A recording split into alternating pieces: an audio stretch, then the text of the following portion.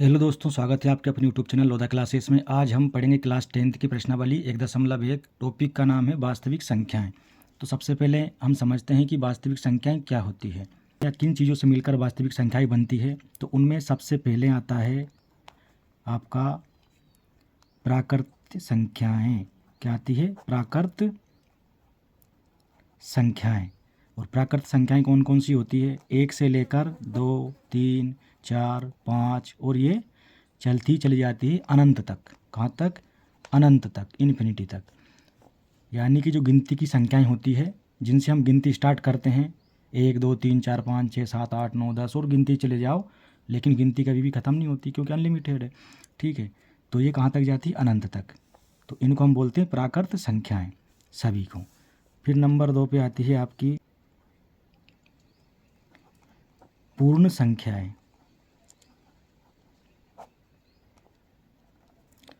पूर्ण संख्याएँ क्या होती है? यदि इन प्राकृत संख्याओं में हम जीरो को भी शामिल कर लें तो ये बन जाती है आपकी पूर्ण संख्याएँ। और ये भी जाती है कहाँ तक? अनंत तक। इसमें यदि हम जीरो भी शामिल कर लें तो क्या हो जाती है? ये पूर्ण संख्याएँ।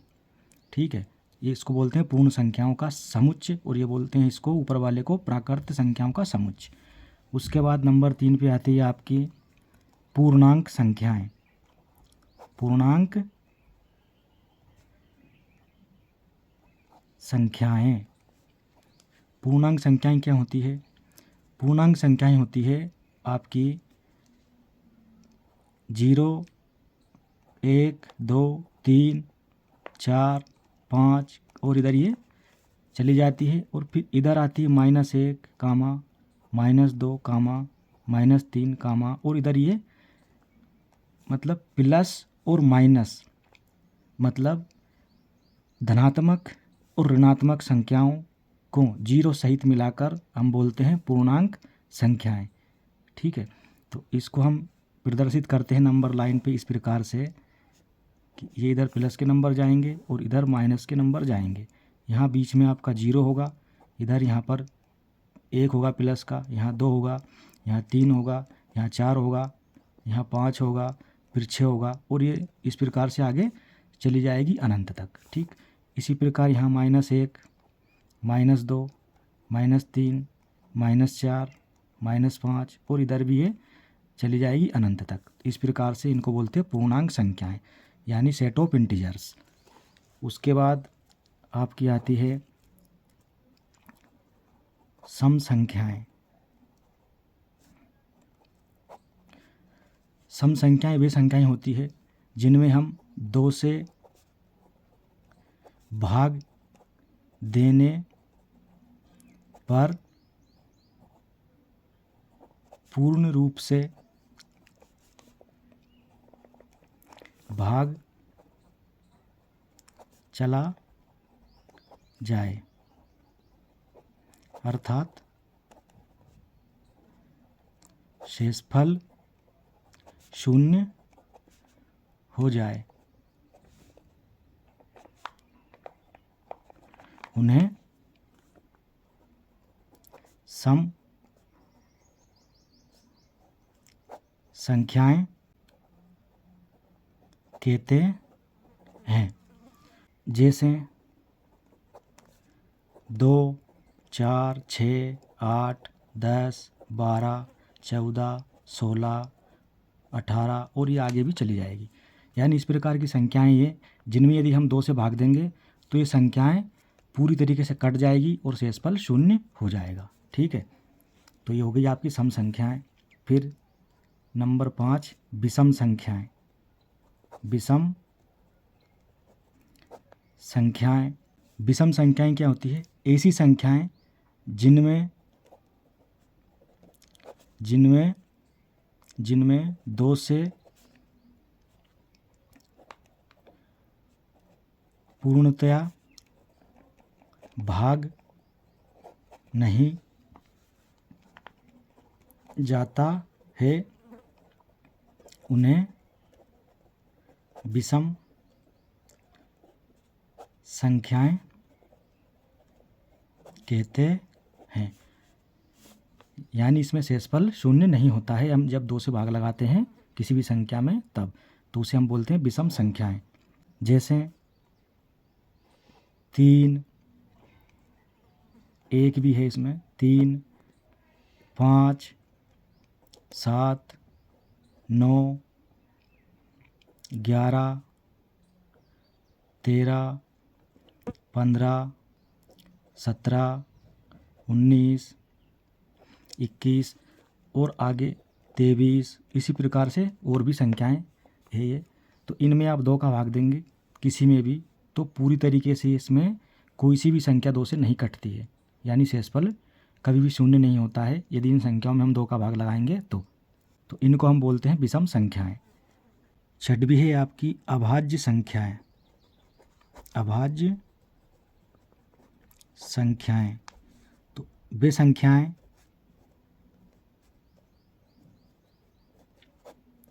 जिनके केवल 2 गुणनखंड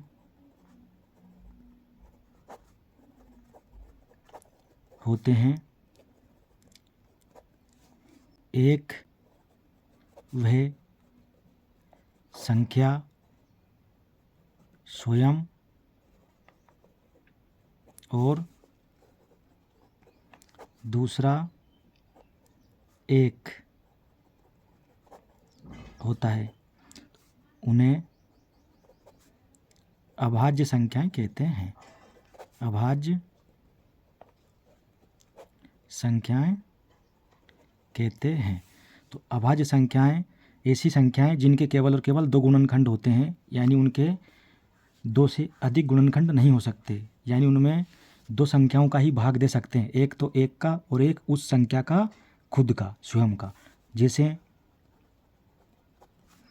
आपकी 2 है, 3 है, 5, 7, 11, 13, 17, 19, 23, 29, 31 और ये आगे इसी प्रकार से।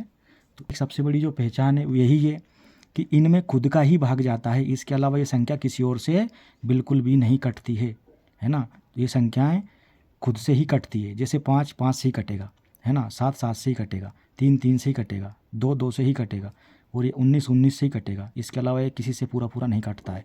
23 खुद से ही कटेगा, 29 खुद से ही कटेगा, 31 भी खुद से ही कटेगा। तो इस प्रकार की जो संख्याएं होती है जिनमें खुद के अलावा और किसी संख्या से भाग पूरा नहीं जाता है, उनको हम अभाज्य संख्याएं कहते हैं। तो अगली है आपकी 7वीं भाज्य संख्याएं। भाज्य संख्याएं हैं। तो भाज्य संख्याएं कौन सी होती है?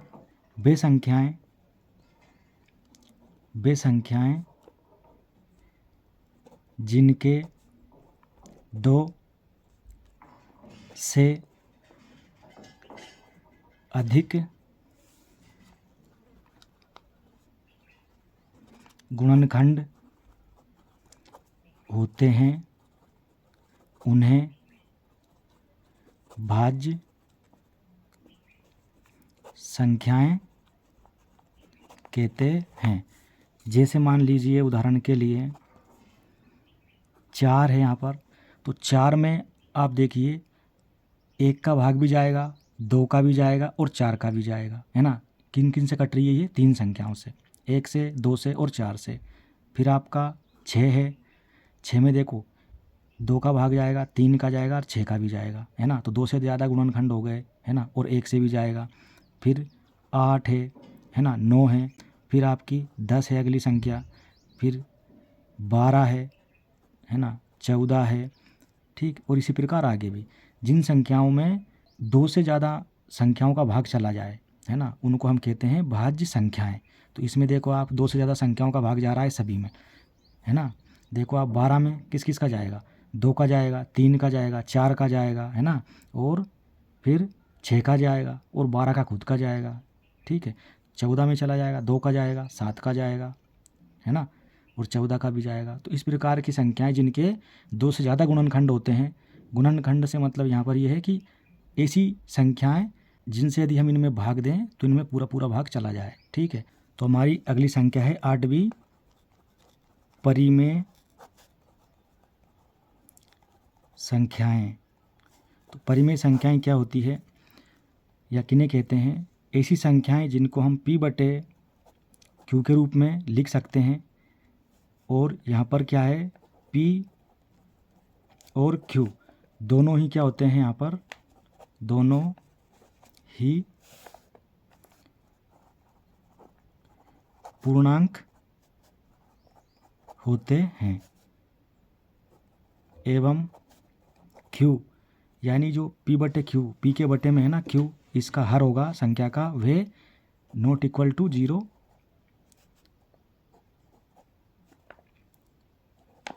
होता है। तो इन्हें हम कहते हैं परिमेय संख्याएं। जैसे 2/3, 5/7, -4/5, 7, 22/7। ठीक है, 7 भी एक परिमेय संख्या है क्योंकि इसके बटे में भी हम 1 लगा सकते हैं, इसलिए ये भी परिमेय संख्या है। ठीक है, और 3/-8। तो इस प्रकार से और भी हो सकते हैं उदाहरण, इनको हम बोलते हैं परिमेय संख्याएं। और अगली संख्या है 9वीं अपरिमेय संख्या। अपरिमेय संख्याएं। तो अपरिमेय संख्याएं कौन सी होती है?